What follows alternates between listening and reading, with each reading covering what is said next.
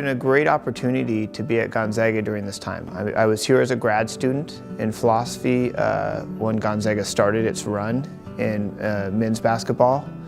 And so during the course of those years, watching the school get so much bigger, develop academically and athletically, I've been a part of that. And then being here on the campus for 5 years as the Director of University Ministry and doing chaplaincy with athletics, it's been a great pleasure to watch how that grows and develops, and some of the missteps that we've had, but also a lot more of the positive steps forward is how we develop the faith life of our student athletes and our athletes and students overall.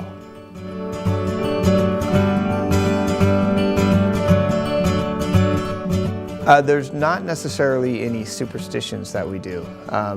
My main role for the men's basketball team is to stay out of the coach's way. I do a lot of dialogue and talking one-on-one with the various student athletes, both on the men's team and some of the other athletic teams. But game day itself, the coaches have a pretty rigorous pre-game function, you know, with meals and film and things like that. And it would really be unfair for me to kind of interject myself into that. I don't think it would be popular with them either. However, after games, I'll have a lot of conversations one-on-one with players and things like that. Insofar as prayers go, we actually don't pray for victory. A lot of people think, oh, well, you're praying for victory. Well, the other team, the other side is doing the same thing. So what we actually are praying for is that we utilize our gifts and graces to the best of our ability, relying on the talents and gifts of our student athletes and the talents and gifts and education of our coaches vis-a-vis the other team.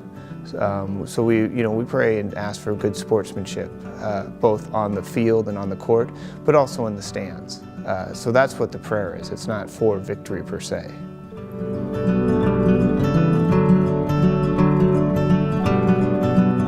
I'm going to miss the people. There's no question. As I mentioned earlier, 11 of my 18 years as a Jesuit have been here in Spokane.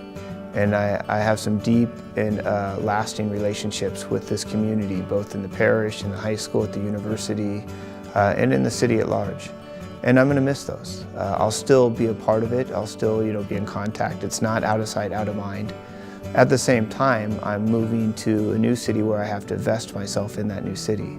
But I'm going to miss interacting with people here. I'm going to miss the 4 seasons. Spokane has 4 seasons, which is always great.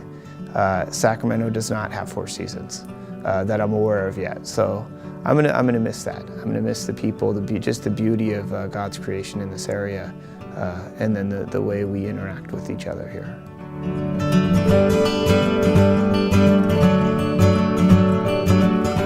I think Gonzaga is poised to do great things. We do good things, and we do great things too, but I think we're poised always to do better.